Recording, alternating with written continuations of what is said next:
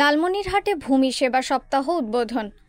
Smart ভূমি সেবা, smart নাগরিক প্রতিপাদ্যে সারা দেশের ন্যায় লালমনিরহাটে ভূমি সেবা সপ্তাহ উদ্বোধন হয়েছে। লালমনিরহাট জেলা প্রশাসনের আয়োজনে 8ই জুন সদর উপজেলা ভূমি অফিস চত্বরে ভূমি সেবা সপ্তাহ উদ্বোধন করেন জেলা প্রশাসক মোহাম্মদ উল্লাহ।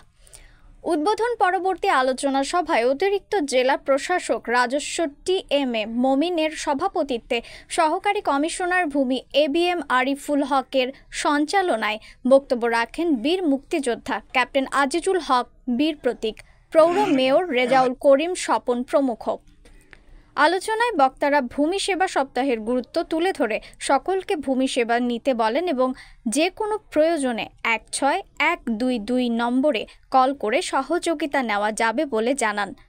নিউজ ডেস্ক, রিফাত আরা ইসলাম, ভোরের আকাশ। আপনারা দেখছেন দৈনিক ভোরের আকাশ।